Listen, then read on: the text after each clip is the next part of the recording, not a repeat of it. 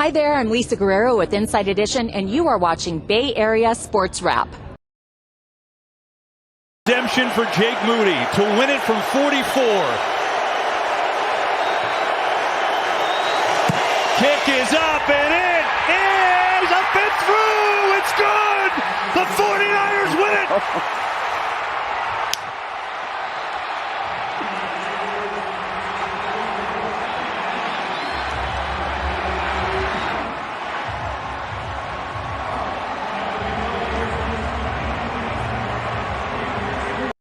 And good afternoon and happy Veterans Day to all you out there on this November 11th. It's me, Ryan Leong, and co-host Marko Ukalovic here on this edition of Bay Area Sports Wrap. And we're going to go over the 49ers' very important win over the Tampa Bay Buccaneers. I'm wearing this jacket for fun, by the way. I like to wear old school starters, as you guys know. So, Marko, lead us off. Tell us about this important win the Niners needed. Not a must win, but certainly an important one. Yeah, you look at the way this division is going right now, where everyone is pretty much tied at the top of this division. And you had Arizona had a convincing win yesterday. The Rams are going to play tonight. Seattle was off with the bye week. But, yeah, all these games are I would say, critical right now for the 49ers. I mean, they're not must win, but they don't really want to fall far behind, again, with the rest of this division going. So the 23-20 win yesterday was huge down there in Tampa, Florida, which, again, you get to that part of the country this time of year, it's hot, it can be humid, and actually was windy yesterday as well. And the way the 49ers overcame those obstacles, you look at the way that this team showed that really a character win. They got Christian McCaffrey back, but they were dealing with some internal turmoil during that game as kicker. They got kicker Jake Moody back as well, but Jake Moody was not having a great game, missing 3 field goals before he finally connected on the game winner to end it. But there was, again, some internal turmoil going on the sidelines between Deebo Samuel and their long snapper. I forget who. Tabor Pepper. That's right. There we go. What happened with altercation with Tabor and after the missed field goal? No, man. Normally I don't even get like that, but just like frustrated in the heat of battle. Real close game, and I kind of got out of character a little bit, but I'll talk to Moody and we'll get past it. Just high emotion game. Football's high emotion, and Jake was having a little rough patch there. Standing up for Jake because there was still time on the clock, so the game wasn't over. And everybody knows what happened at the end. It's not over until the clock's hit 0. They out count 3 when it's a field goal, and I was got forced back. Too crazy, and just a lot of emotions that happened in the game. We were able to quiet it down and just focus on the last one. Look, that happens. I played football. I've gotten mad at my teammates during games when they should have did this or they should have did that, and they've gotten mad at me when I've maybe missed a block or two. And you have those words expressed on the sideline, and that's basically as far as it goes. Even after games, even when we lost, I never. Going back to the locker room and again, my old assistant coach said one time, winning cures all ails, and that includes any beef that you might have had with your teammate at the side. So when you look back at this victory, I'm sure a lot of people expected the Niners to go in there and mop house with against Tampa Bay Buccaneers, who were missing their top 2 wide receivers, and Chris Godwin and Mike Evans. Again, I don't think they were expected to have Tampa run down their throats like they did with Bucky Irving and Rachaad White. And again, that was a good game plan from Tampa's offensive coordinator, knowing that you don't want to, turn Baker Mayfield into a one-dimensional offense.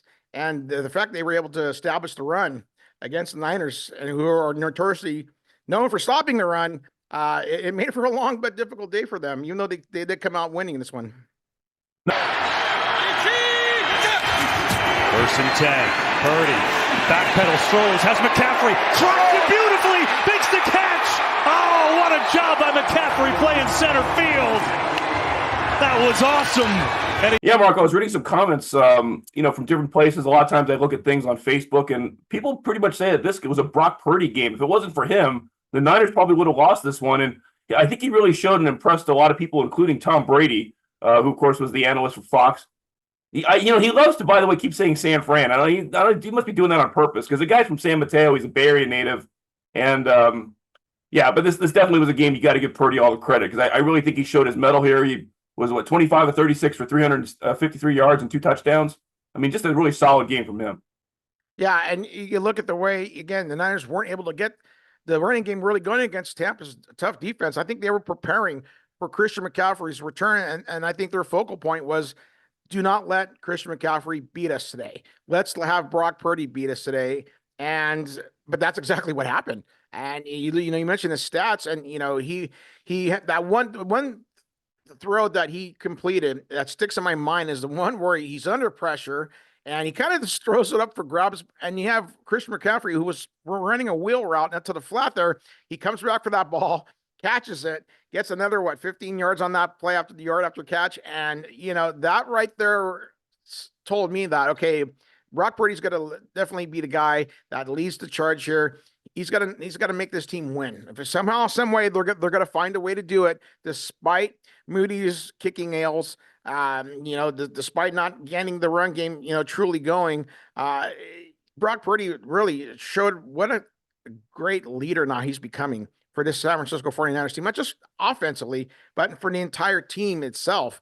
You saw Fred Warner struggling out there trying to contain and trying to cover Otten, the tight end. Niners had difficulty doing that. They weren't bringing safeties up to defend him properly. So he was having a good game, but the way Brock Purdy kind of took control in that second half and let the Niners and let him on that game-winning drive to have Moody redeem himself, just goes to show you what a long way he's come in such a short time.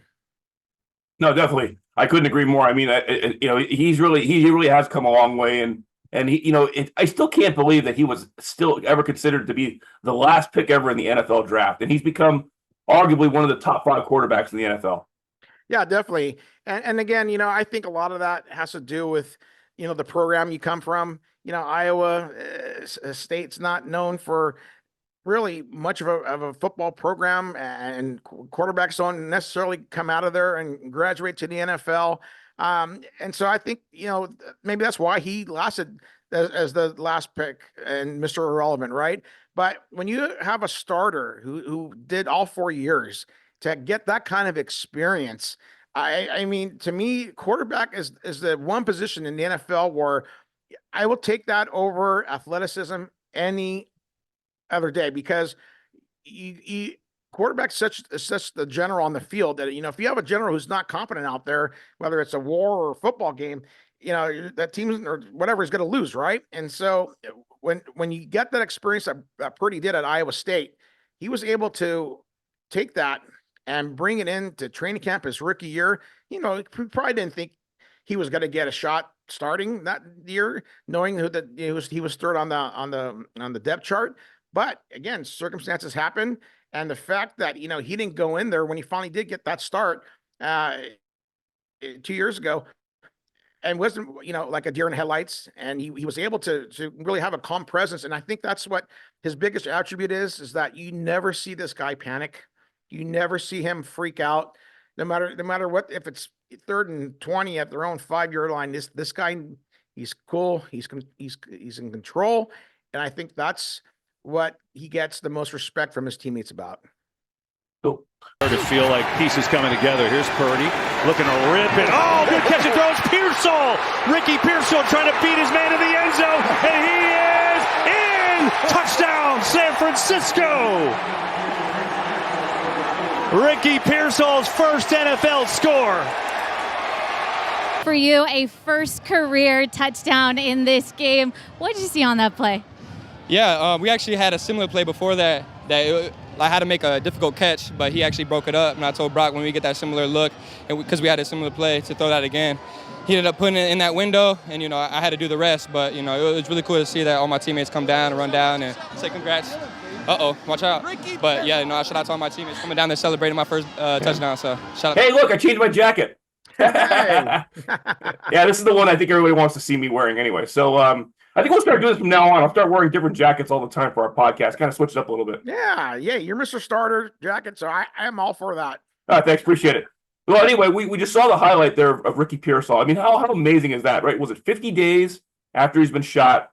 He makes a great catch. He kind of did a little, it was a little stutter step, you call it, right? Where he kind of deked the defender, and then he was able to get all the way down to the corner of the end zone and score that touchdown. What a great way for him to make his first NFL touchdown. Yeah, again, this kid's been a great story from what happened. Like you said, just a couple of months ago, with that attempted robbery where he gets shot in the chest, goes to the hospital, and then really he got 4 days later, he was ready to get back on the field.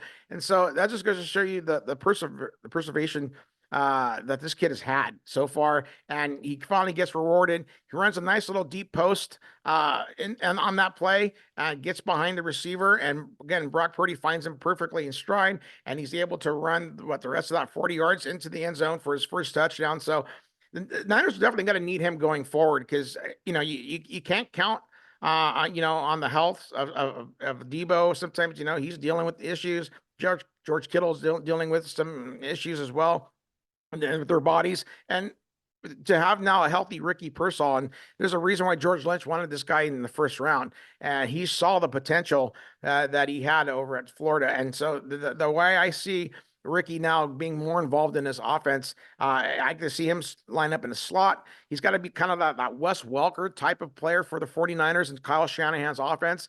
And again, it was nice to see him finally get rewarded. I mean, first, this is his third game playing, and for him to now get his first touchdown, I think we're going to see more of this to come with Ricky and the 49ers. No, I agree. I mean, certainly once Brandon Ayuk, tore that ACL and MCL, and he's going to be out for a whole year, you knew that Ricky Pearsall was desperately needed, and he's delivering now. And like you said, this is exactly what they were hoping to get out of this guy. I don't think the Niners thought he was going to play as much as he's going to be needed now. But certainly, that's why you draft a guy, and he was either like the 14th pick in the draft or whatever. He was pretty high up there, as I recall. Well, no, I think they had the 24th pick or something like that. Okay, when there's number 14, yeah. But I still know that him being the pick that they ended up choosing, that they definitely are you're seeing flashes of what he can bring to the team, and he's going to have to be one of those go-to guys now. I mean, I see him as the number 3 option now, as you mentioned. I mean, certainly Debo and Kittle are 1, 2, and you could sort of reverse those however you want. Even though, because obviously Kittle's not a receiver, he's the tight end. But yeah, you definitely need him out there, and of course Juwan Jennings. So I think all those guys are just going to be so integral to the offense now, because the Niners, I'll tell you, they've done all right considering how many injuries they've tried to fight through. Yeah. And again, you had Juwan Jennings had some nice catches in that game. Christian McCaffrey, again, and when I mentioned, he also had some nice catches in that game. So despite not having Brandon Ayuk, this team now is pretty much solidified with their offensive weapons. And again, you add in a Pearsall to that, along with Jennings and Debo and Kittle and McCaffrey. This team really, I think, is going to be able to score some decent points going on the rest of the schedule. And they got Seattle coming up, who does not have a great defense. They're going to be hosting them this Sunday, 105 at Levi Stadium. And I think this is a type of game where it's ripe for the picking, that the Niners can take this and go out Seattle. They could definitely reestablish Christian McCaffrey in the running game, and definitely involve Pearsall and all the receivers that they have now. This is definitely, I think, a game where the Niners can put up 30 points with no problem.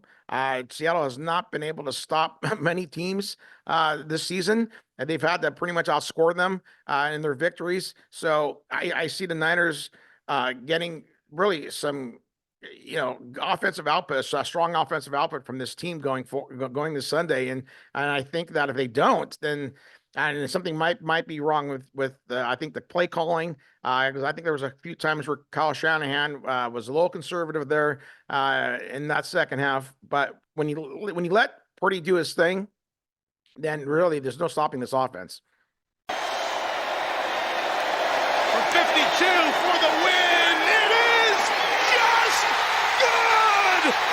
It's a good thing they didn't put an extra coat of paint on these uprights, because we have seen them slide by all night long. One more time, What a football game. All right, let's move on, Marco. We'll talk a little bit about the week that was in the NFL. How about some of the other games that had these also coming down to field goal kicks? Whether it was the Detroit Lions winning at the end there, or of course, those damn Chiefs, man, they keep finding ways. The Broncos. What do you think of that one? Right, the Broncos, missing on their field goal or actually getting blocked. Yeah, I was watching that game as well because it was coincided with the Niner game. It was about the 10 o'clock start, just like the Niner game. And as I was keeping an eye on it, of course, the Niner game ended early, so that one's going on.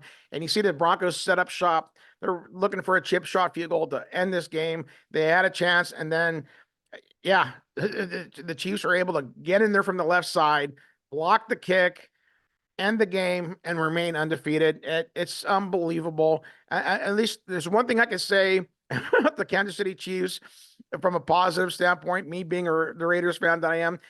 They have not covered a game yet this year. So if you're going to bet, always bet the other team on the points, because they have not been able to cover a game, Kansas City. And despite being 9-0 now, I mean, to me, I think they're the worst 9-0 team in the history of the NFL because they have not been able to dominate anybody. Right. They just been finding a way to win different way to win each week. And again, championship teams do that. They've won back-to-back now. They're looking for a three-peat. We'll see what happens. And don't even get me started on the Detroit Houston game, because I had Jared Goff as my quarterback in one of my leagues, and I'm expecting him or Amon St. Brown to have a great game against a shoddy Texas defense, and was the exact opposite. Goff throws 5 interceptions in that game, and yet they still found a way to win, which that blew my mind, because I'm mad. I'm throwing things because I'm all about fantasy football, but the way the Raiders are in their current state. So the fact that he was costing me a fantasy win, and yet they come back to win, at least it worked out in my pick'em favor, because I'm leading my pick'em this for the week, so I think I'm going to win some money.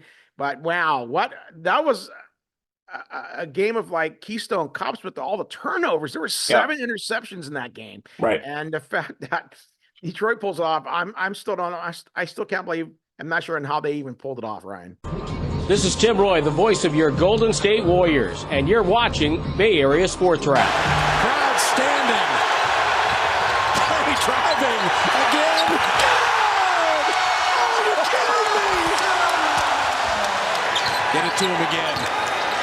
He's got it. His 3. And again, his 3.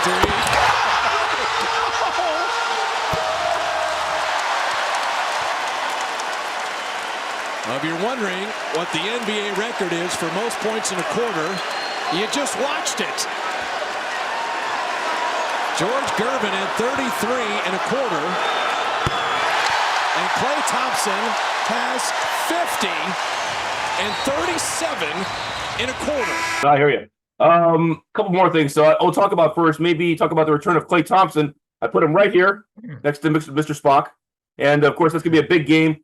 Klay was a huge part of the Warriors for all these years, and it's going to be his first game back as an opposing player with the Dallas Mavericks. What are your thoughts on what you might see out of that game? Yeah, it's going to be an emotional night tomorrow night at the Chase Center. This guy's making his return to the Bay Area for the first time since he signed with the Dallas Mavericks. He's meant so much to that organization and to the Bay Area in general. Everyone's loved Klay Thompson. No one's ever had a bad word to say about him. He's such a happy-go-lucky guy.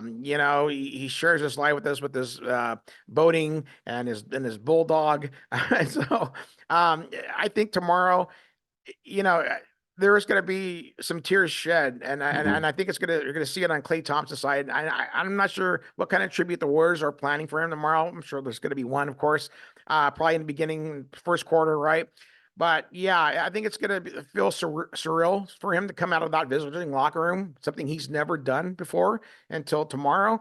And I think he's going to want to have a good game. I still think there's that chip that he has on his shoulder from what happened last year. We're getting benched and not getting the deal he wanted. So I looked for Klay to, have one of his best games. Now, whether he scores 37 points in a quarter, I don't think that's going to happen because the Warriors are a lot better defensively this season.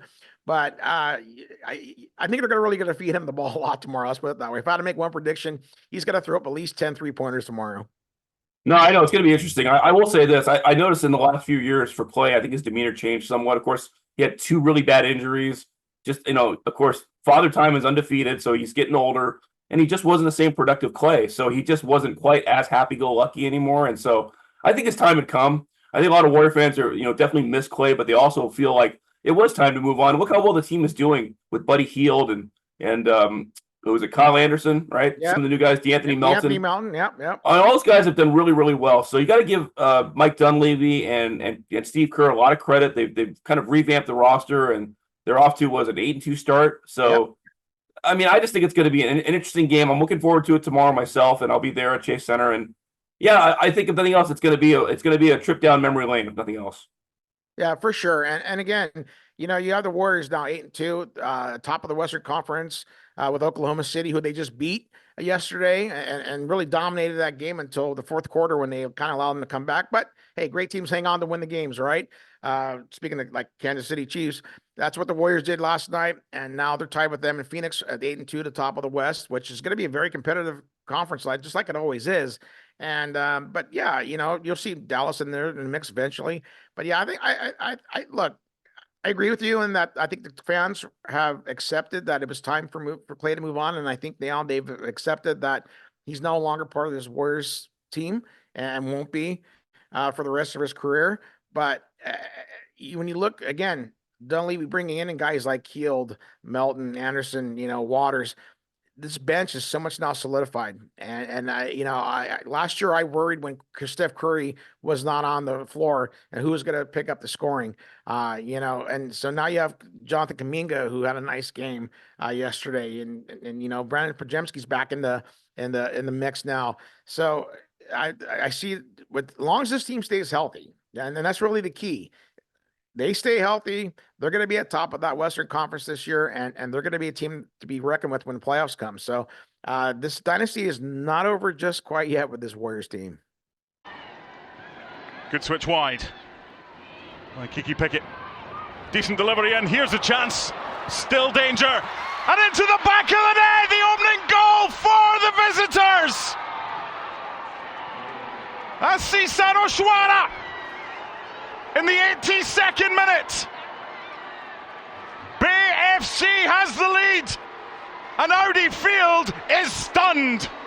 All right, and finally, Marko, we're going to close out with your thoughts on BASW, the women's NWSL team in their first year, what became only the second ever expansion team to make the playoffs. And I know you enjoyed covering them this season, and your thoughts on how their season went.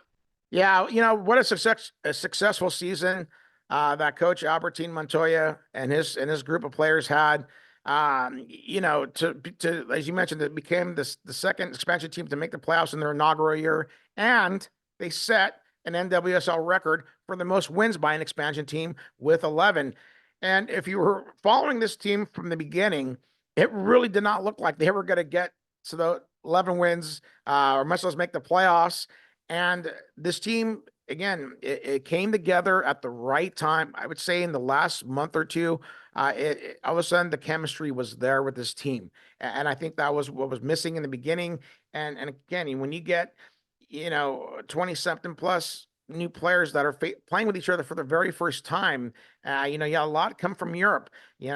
Some come from the other NWSL teams. So that takes a while. And that was something that Albertine was preaching throughout the whole season, that it's a process. It's going to come together. And it did. And I like that they acquired Abby Dalcomper to solidify that back line. She's been amazing for them since she got there. And then Penelope Hawking, getting her from Chicago. So going forward, this team is definitely on the up. They have a chance to really make some waves next season and be, I think, at the top of the standings in the NWSL, just because with the way they were able to come together and solidify and play as a team and believe in the system that Coach Albertine and his staff has had and preaching to them all season long. I see them definitely improving even more next season, even with some of the same players that they are going to keep. They might lose a few, like Dana Castellanos. She might go back to Europe. We don't know her situation yet. But even so, they're going to get Alex Lorea back. She was a great midfielder for them until she tore her ACL, and I believe in the 4th game this year. So I like that they had such a successful season. They were entertaining to watch every game, whether they won or lost. They didn't. I think they only drew one tie this year. But what a great team that they're now part of the Bay Area sports landscape, and I can't wait for next season for them. Yeah, I'll say real quickly. I covered about 4 games with you, and my favorite player happened to be, of course, the best name, Rachel Kundananji. Is that how you say her name, right? Kundananji, yeah. Kundananji, yeah. She was great. I thought she was a fan favorite. She had such exuberance and enthusiasm, and I think she really became the first player that people kind of gravitated towards. And some of the other women that you mentioned kind of took the spotlight from her. But I think when the games first started, from the very first couple, 2-3 games, I thought Rachel was definitely the fan favorite. Yeah, definitely. And in fact, she didn't even come in until I think like after the 2nd game. So the fact that she made that transition so smooth from when she first came in, and it really was a catalyst of that offense. Her speed, her power, her dribbling skills. I mean, she's a type where if you give her an inch, she's going to take a mile. And she even admitted that to me and during one of the post-game pressers after one of their matches. And that's just the type of player that she is. People hate trying to defend her. And that's why I thought the BASW was going to be a dangerous team if they made the playoffs, because of players like her, players like Asishat Oshawala. Rachel Hill has been playing good for them. And then, as I mentioned, Del Comper and Hawking coming into this lineup this last 2 months or so. So, yeah, like I said, I think keeping this team together is definitely going to do well for them. And I think that next season will be just as exciting. The fans loved packing PayPal Park this season for their games, and you heard the excitement. You heard how it was such a great atmosphere to be watching a soccer match at the Triple P there. All right. Well, on that note, he's Marko Ukalovic. I'm Ryan Leong. This has been Bay Area Sports Wrap, and we'll see you next time. You're watching me, but you need to be watching Bay Area Sports Wrap. Bay Area Sports Wrap on YouTube. Like and subscribe, and there's a good chance you might get to heaven.